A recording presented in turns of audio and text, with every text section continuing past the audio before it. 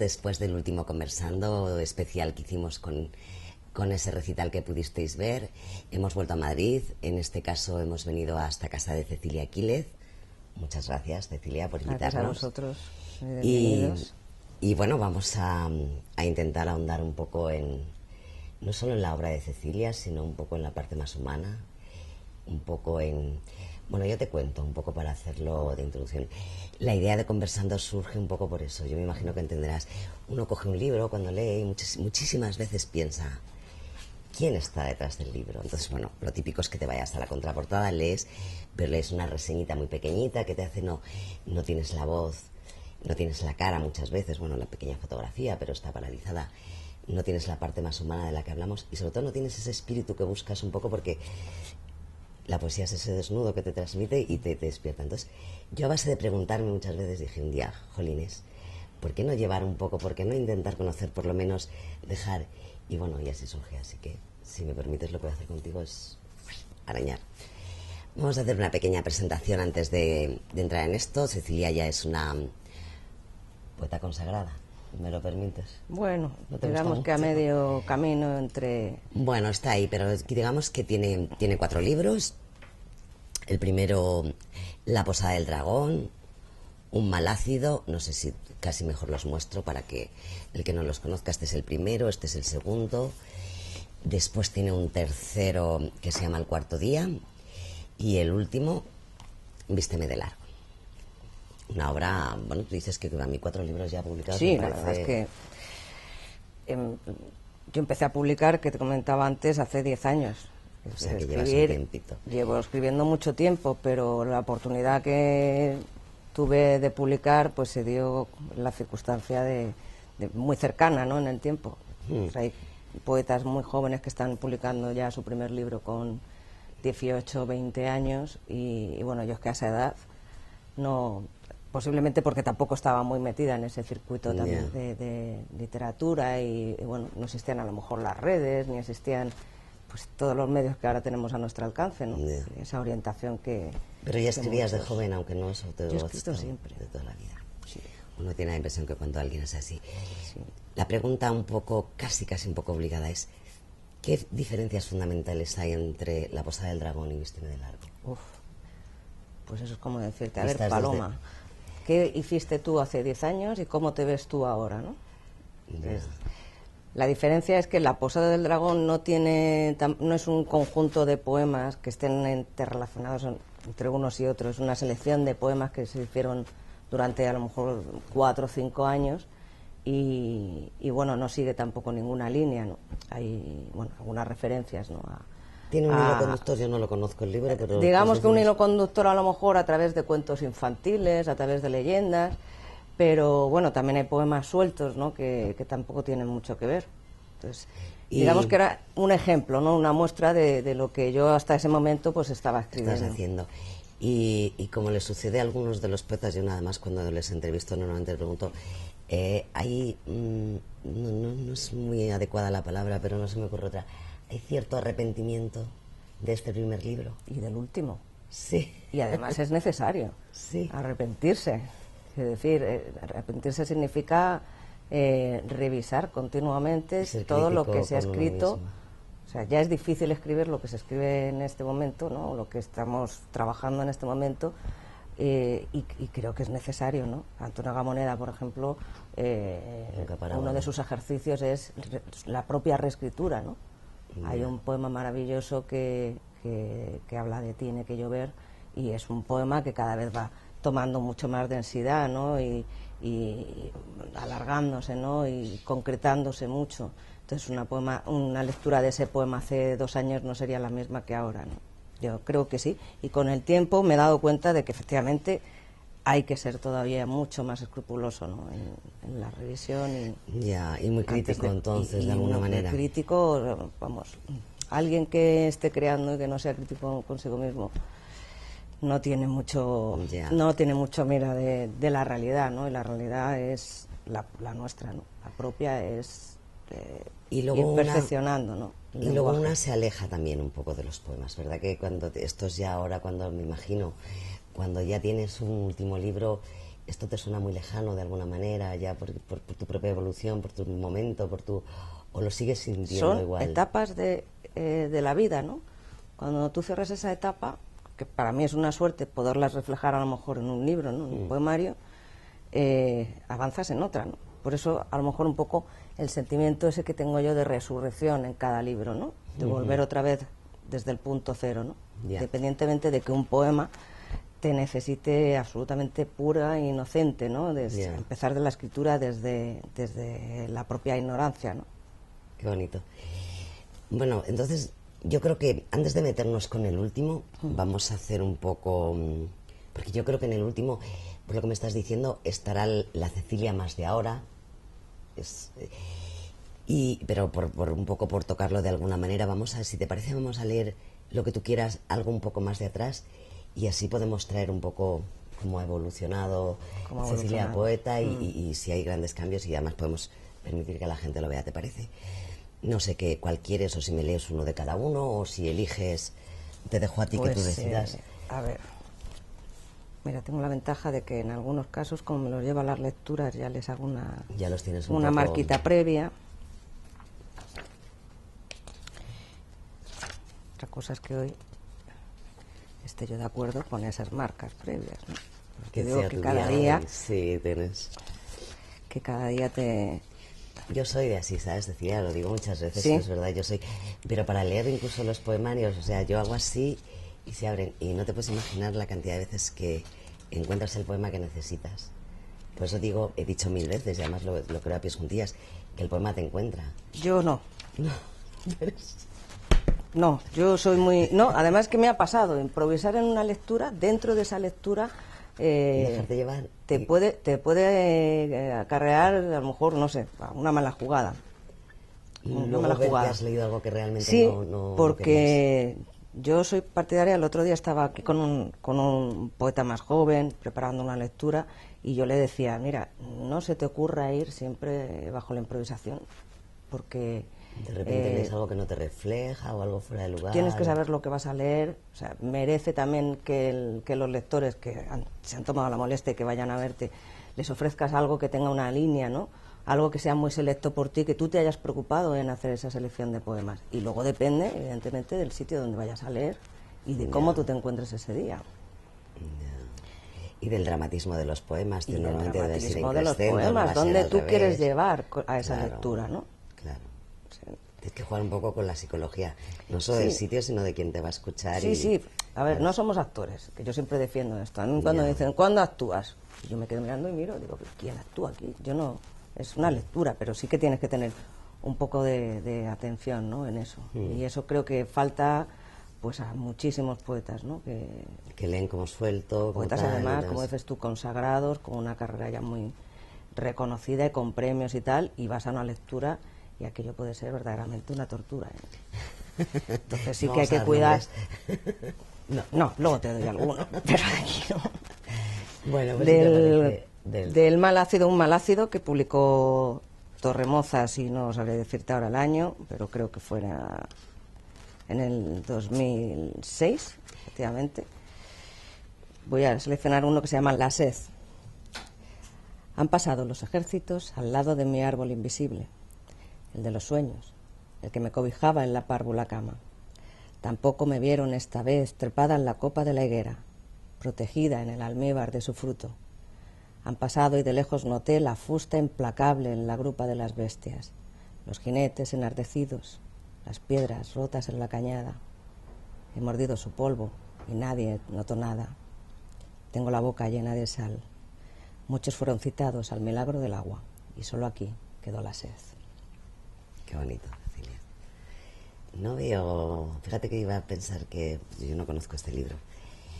No... Pero pensaba que iba a notar algo... Es que eres muy tú. No sé si lo que te he leído bastante, pero o sea, no veo una gran diferencia con lo de ahora. Tienes ese simbolismo tan tuyo y esa manera... Bueno, claro, es que el estilo es... Yo creo que sí. La voz poética. Es que como... Nosotros pasamos a lo mejor por la vida y hacemos grandes cambios, cambian las cosas que tenemos a nuestro alrededor y vamos reaccionando también de una manera diferente con una madurez que a lo mejor no tienes hace años, ¿no? y en circunstancias a lo mejor parecidas reaccionamos diferente, ¿no? Nos tomamos un poco con más calma, pero hay una línea que te va a definir siempre, ¿no? Que eres tú misma. Que eres tú, lo que hay, ¿no? Eso que tenemos, bueno, como alma. Vamos a hacer un pequeño salto, porque a mí me gusta un poco, aunque se vuelvan un poco locos. Háblame, porque lo tendrás más reciente, háblame de Vísteme de largo, que tengo... Porque tú tienes... Yo te he oído a ti en algún sitio investigando sobre ti, que tú pretendes de alguna manera saldar como una cuenta, un antes y un después, que Vísteme de largo es una manera de cerrar página. Bueno, no quiero decirlo yo todo porque quiero un poco que me lo expliques. Explícame esta sensación de escribir un libro para... Yo lo había comentado alguna vez. Yo estaba escribiendo otra cosa que hablaba sobre el instante efímero, ¿no? de todo lo que nos rodea, ¿no? Coger detalles que a lo mejor nos pasan desapercibidos, ¿no? O sea, no solamente el vuelo de un pájaro, sino la mirada de un segundo del pájaro antes de lanzarse, por ejemplo, a su presa, ¿no? Sí. Estaba muy obsesionada, ¿no? Con esa idea del instante, ¿no? Y de eso, que el tiempo se puede parar en cada momento hecho a través de esos pequeños instantes. Pero bueno, las cosas que tenemos, a lo mejor los que damos demasiadas vueltas, ¿no? Por las noches y de repente pues me apetecía mucho hacer algo que tuviera dos voces, ¿no? Que son realmente dos voces que tenemos también los poetas, los creadores, ¿no? Que es la voz poética un poco y la voz poética y un poco el bueno y el malo, ¿no? Esos dos, la conciencia, sí. El abogado del diablo, ¿no? No sé, la propia manera de censurarse, ¿no?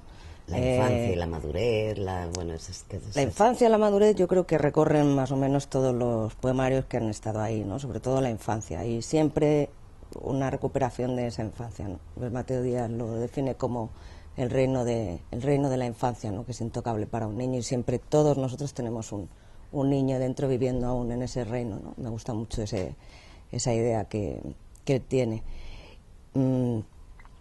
Y bueno, pues ¿qué pasó? Me encontré realmente con un disparate. Es decir, había dos voces que estaban, digamos, contradiciéndose a la una a la otra, ¿no? Y a partir de ahí empiezo a escribir ese poemario, ¿no? Y hay un momento, o varios momentos del poemario, donde esas dos voces se encuentran, discuten entre ellas e incluso se llegan a reconciliar, ¿no? La reconciliación un poco viene a través de la poesía y de la palabra, ¿no? Y bueno, pues era un experimento un tanto neurótico, pero creo que a veces necesario, y bueno, pues me dejé llevar, me gustó el resultado, y luego pensé, esto no lo va a querer ningún editor, esto fijo no va a tener ninguna salida.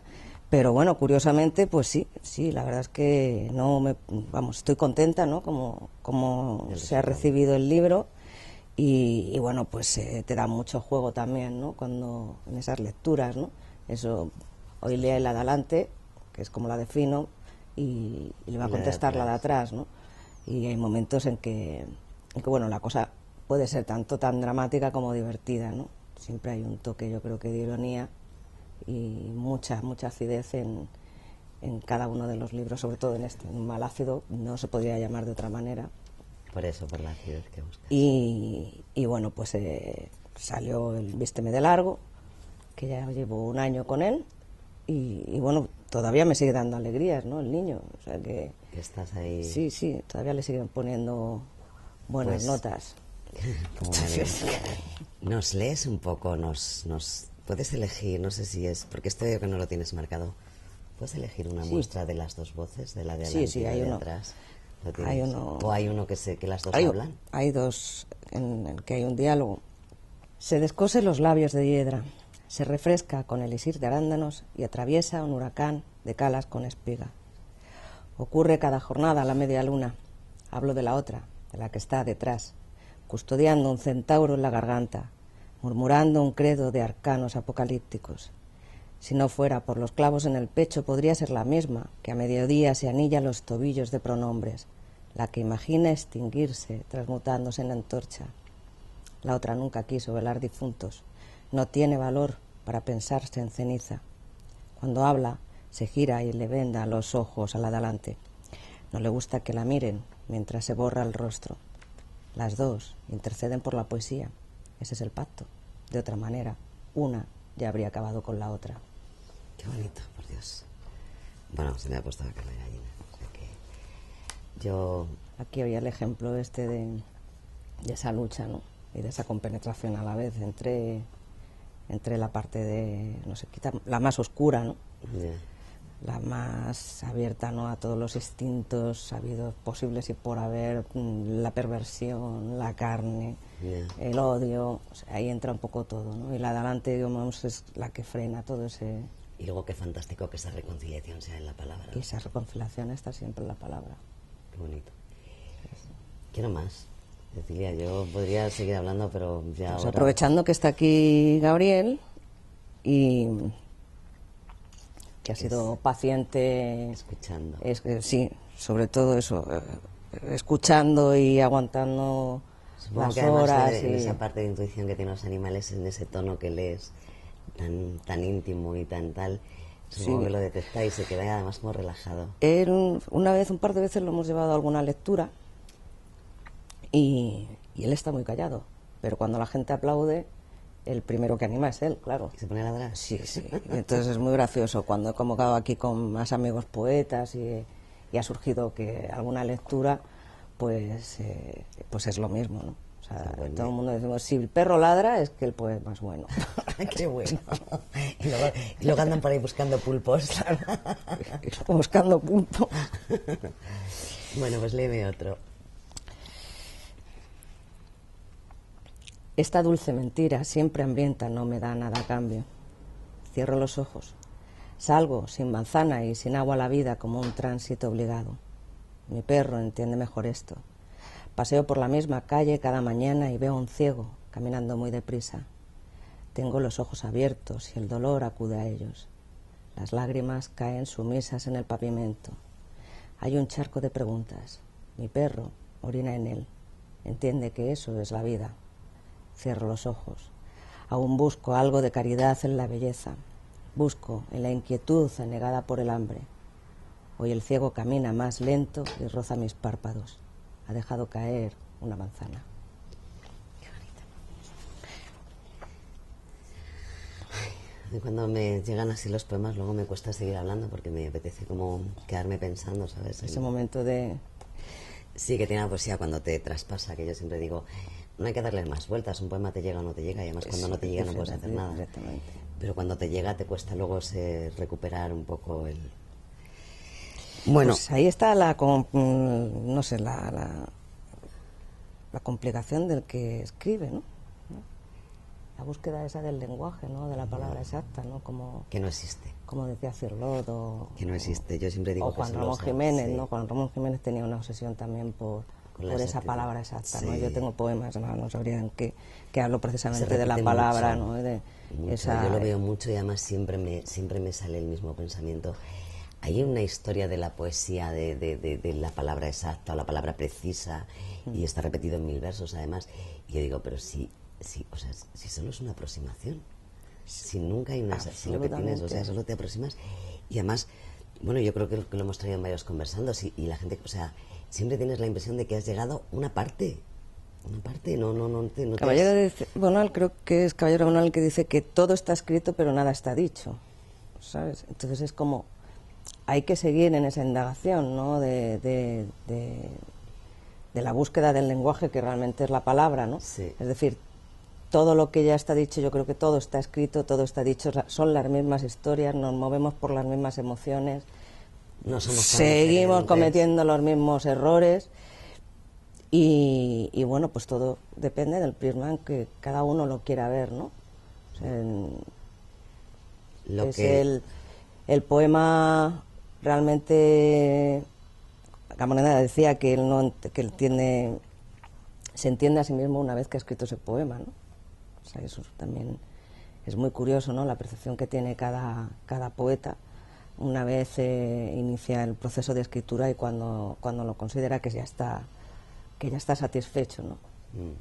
Aunque realmente nunca no lo pueda estar, ¿no? A mí me interesa mucho ese punto de vista porque luego algunos dicen que no ayuda y a mí me parece que sí, justo lo que estás diciendo, sí, sobre todo a comprender, sí. ¿Sabes? O a comprender, no sé. Y es verdad que los temas son universales y no los vamos a cambiar, y hablamos del amor, de la muerte, de la vida en definitiva, pero es verdad que lo que lo hace diferente es el punto de vista de cada cual. Y esa conexión donde te puedes ver reflejada con uno con otro. Confesarte algo ahora que estoy hablando contigo, que yo, por ejemplo, la primera vez que te vi recitar en directo, yo no sé si te acuerdas, en Diablos, era una recital de las antologías de Fernando. Ah, sí, recitamos varios autores, sí. Que luego fuera nos presentaron y también esos bandos, y yo me quedé impresionada porque yo, o sea, mira que había muchas chicas y había buenas, ya ahora no recuerdo porque hace tiempo, pero yo, o sea, tú te quedaste dentro de mí, y yo dije, joder, Cecilia, o sea, me sentí muy identificada, pues ese espejo en el que te ves algunas veces reflejada y bueno, no te lo había dicho, te aprovecho para decírtelo, pues pero es verdad gracias. Que viene desde entonces. No sé, si que me leas más poesía, si que me hables un poco de qué es lo que más tienes en cuenta, vayamos un poco a la parte más técnica, porque siempre nos vamos un poco más, qué es lo más importante para ti a la hora de escribir, sin la parte emocional, que ya estamos un poco tocándola, un poco qué tienes más en cuenta en la parte estética. Pues, hombre, el ritmo indudablemente, me imagino, pero ¿qué cuidas? Independientemente de saber que voy a caer en los mismos tópicos de todos los autores de todos los tiempos, que ese tópico parezca visto desde otro ángulo diferente, ¿no? Inventar a lo mejor otro punto de vista, ¿no? Que el lector le pueda hacer reflexionar, ¿no? Decir, esto es verdad, es así, pero también hay otra mirada y otro punto de vista que me puede llegar a emocionar, ¿no? Si ayer escribía yo en las redes sociales algo así parecido, como estamos todos escribiendo el poema más bello de nuestra vida y no lo sabemos, ¿no? Posiblemente en el último momento estemos a lo mejor satisfechos, ¿no? Pero se pasa por delante de nosotros como eso que dicen la película de nuestra propia vida, ¿no? Es decir, procurar ahora hacer todo lo posible para que lo que podamos derramar entre no sé, de cara a los demás y a nosotros mismos sea lo más positivo, ¿no? Y para que de alguna manera tenga ese puntito original, o sea, que digas, estoy diciendo aunque sea lo mismo, pero tenga, y además ahí yo creo que tienes... Y decirlo sin miedo, es decir, que eso es muy importante, ¿sabes? Perder un poco el miedo. Imaginarte que además, vamos, yo no me imagino, es que yo lo escribo para mí, porque hay, yo creo que hay autores que están pensando más en el lenguaje de puertas para afuera, ¿no? En el poema de puertas para afuera, en el poema para sorprender, ¿no? Me parece, ¿no? Y bueno, pues sí, hay la poesía ahora mismo social que está un poco hecha de esa manera para también sorprender. Hay poetas para sacudir, para movilizar, ¿no? Es inevitable porque ahora mismo estamos en un momento donde esto es solamente el principio, ¿no? De esa revolución poética, ¿no? Por llamarlo de alguna manera. Siempre ha habido revoluciones poéticas, pero este momento es algo duro, ¿no? Y bueno, pues yo siempre escribo de puertas para adentro. A lo mejor esa es la diferencia.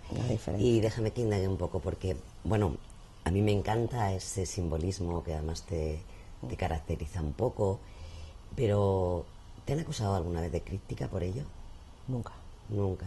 O sea, la gente te entiende. Es decir, hay la metáfora en sí es un concepto muy cerrado también, ¿no? Donde bueno, tiene pequeños agujeritos, por ahí se vislumbra la luz y se pueden escapar muchas cosas dependiendo la lectura que tengas de cada uno, ¿no? Porque lo mismo que también utiliza o la metáfora o el simbolismo, ¿no? Hay una influencia muy fuerte también de esos maestros, pues también me gusta meter elementos de la realidad, ¿no? De la que yo estoy viviendo, ¿no? Realmente... Si quieres un poco más prosaicos o más cotidianos. O más cotidiano, de meter una pantalla de plasma o, como me decía una amiga que siempre me lo recuerda, ¿a quién se le ocurre meter un gazpacho en un poema, ¿no? Bueno, pero a lo mejor es lo que le hace poema. Pero, quiero decir, vivimos con ello, ¿no? Un poema que yo siempre decía, no, es que este poema es el poema más tontorrón que he escrito y a la gente le encantaba, ¿no? En ese, porque hablaba de un coche verde. Y, ¿sabes? Mezclaba los sentimientos, mezclaba no sé qué, es un poema muy sencillo, para mí absurdo, que fue a lo mejor un poco desquitar un poco, pues muchas cosas que había dentro en ese momento, pero donde se estaban mezclando elementos muy comunes ahí, ¿no? Me gusta también jugar con eso. Yo creo que podríamos leer un poquito más, porque además tus poemas son muy cortitos, además de conocerte a ti, un poco tu intención. Yo pretendo también que esto sea una pequeña muestra poética, no un recital en toda regla, pero sí un mini recital, para que de alguna manera... Entonces yo, ahora que me tienes absolutamente encantada, pues léeme lo que quieras y pues lo que te pida este momento. Vamos a recuperar El hijo pródigo, que fue la posada del dragón. Te provoco y me obvias. Mira mis pechos, la curva hueca de la cadera. Yazgo de lado, opuesta a tu espalda. Me acaricio el pubis y me mojo. Recupero el triángulo perfecto que forman mis piernas. El vértice explota. El regusto de los dedos me sabe ácido. Es dulce el gozo de la antosidad. Me retienes y me miras. Hoy no toca. Qué sensual, por Dios. Qué bonito. Qué elegante, además. Esto me costó una bronca de uno de mis maestros. Sí. Pues me dijo, tú no tienes que tener mucho cuidado con lo que vas a publicar. Porque, claro, yo no era nada conocida, ni creo que salió pues, una pequeña notita de la presentación del poemario y no salió nada más, ¿no? Pero claro, había un par de poemas de este tipo, un poco más subidos de piel, ¿no?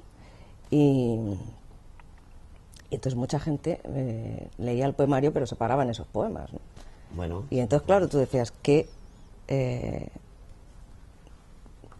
pasará en el siguiente poemario, ¿no? Si la gente va a buscar esos poemas y no se los encuentre, o puede que sí, que yo siga una línea, yo creo que sí, que en todos los poemarios más o menos hay unos cuantos que hablan un poco de la sensualidad y del deseo y tal, ¿no? Pero aquí me dieron un pequeño tirón de orejas, ¿no? Sí. Es decir...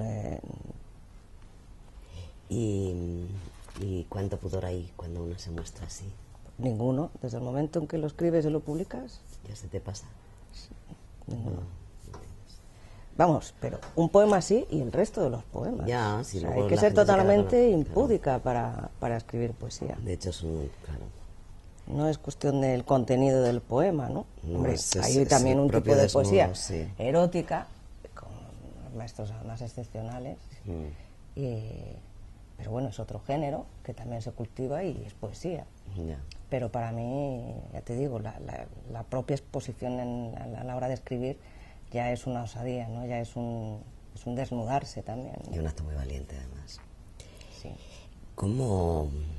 ¿Qué necesita Cecilia Aquílez a la hora de escribir? ¿Cuál es ese momento de creación que es los poemas vienen, te sorprenden, te llaman y tienes que ir, o tú buscas un poco, sobre todo a la medida que vas haciéndote un poco más escritora, sabes qué ambiente necesitas, eres de noche, eres de tal, soy o noctámbula. eres caótica y dices, bueno... No, caótica no. Noctámbula, sí que me pueden llegar a lo mejor... tengo un libro de apuntes, lo llevo siempre y a lo mejor hay cosas que...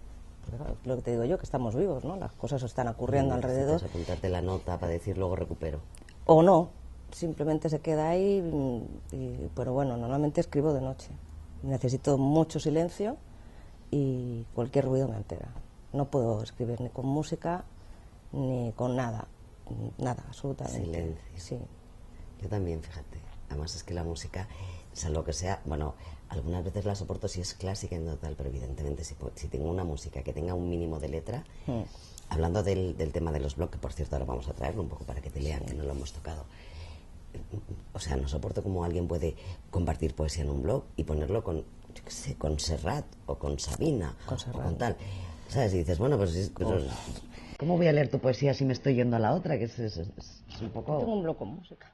Sí, pero Lo que pasa es que es una música a lo mejor muy estudiada. Y siempre tienes la opción de bajarla. Vamos, ahora mismo en los teclados de los ordenadores maravillosos no hace falta que te metas nada, le das a un botón y bajas el volumen. Pero no tiene nada de letra tu música, es como una música, es como africana. Son niños. Son niños, fíjate, son niños de diferentes países cantando unas canciones preciosas, muy típicas de sus tierras. Y claro, las voces corales son maravillosas. Yo pensaba, cada vez que visito tu blog, me remontaba pues eso como... Me decía Alejandro Céspedes, es que dice, cada vez que entro en tu blog, dice, me quedo hipnotizado con la voz de la niña y tal. Me gustaría repetirlo, ahora no sé, la tengo en la cabeza, pero no me arriesgo, pero son unos gritos muy especiales. Sí. Aprovechando que lo hemos traído, luego los chicos lo pondrán sobre impreso, compartes un poco tu poesía. Bueno, no sé si... Poemas yo no te he leído muchos en el blog, más... No. Más como... Yo... el blog lo tengo como hará un año, poco más de un año más o menos. Yo creo que coincidió con la salida de este último libro.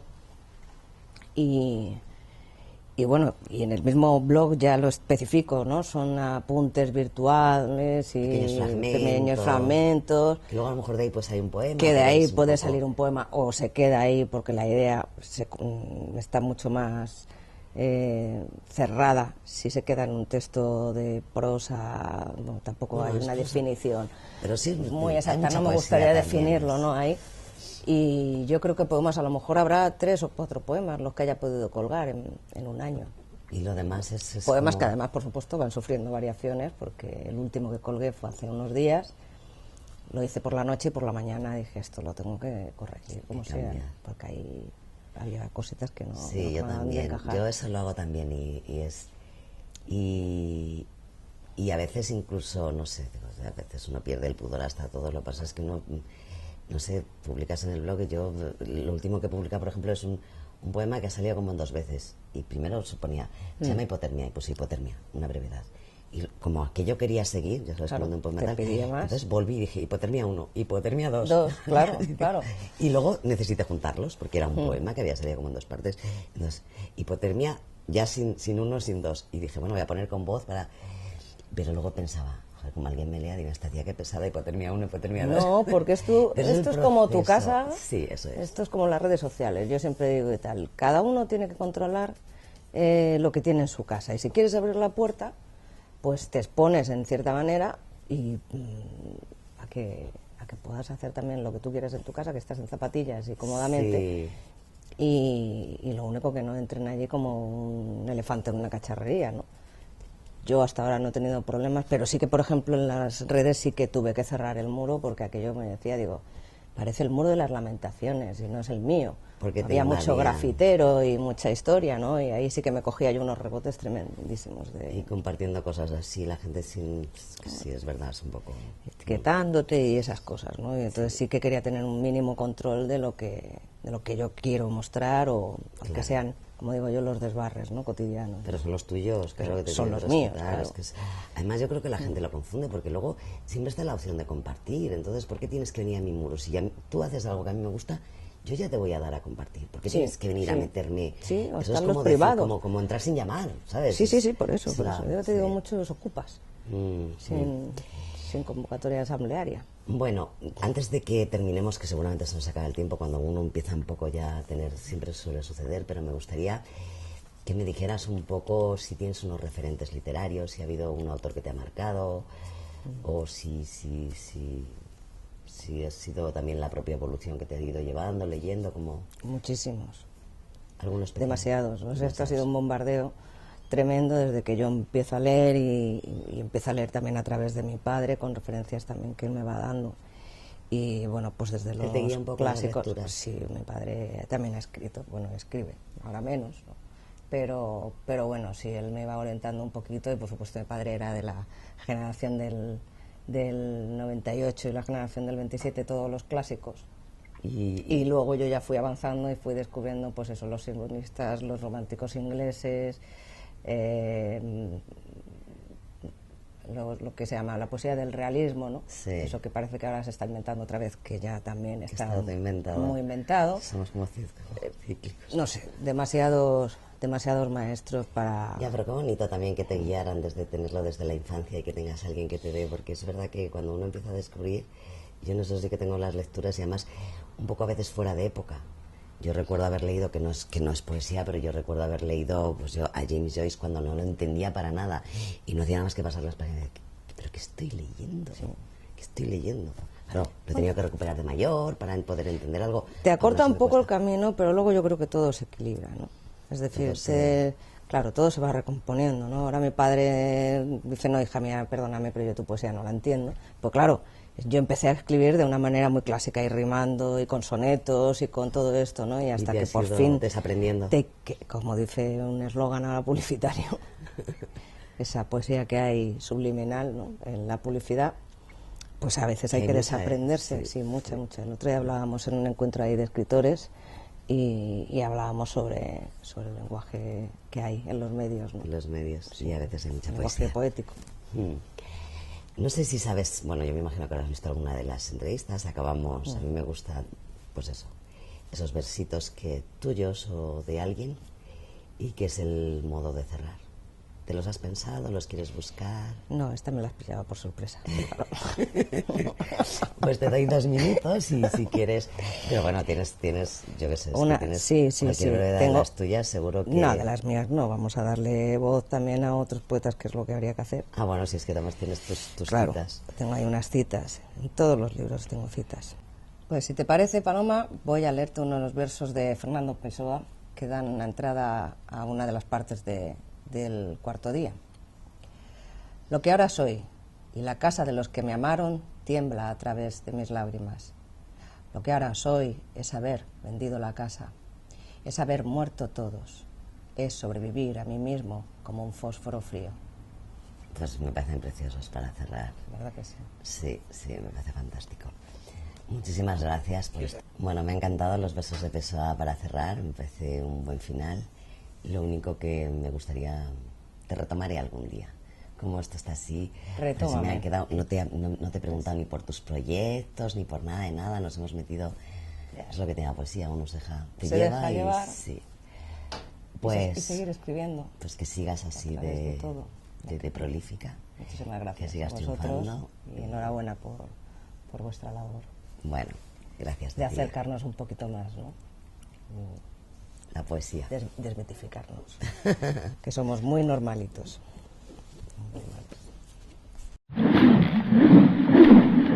beguadatv.com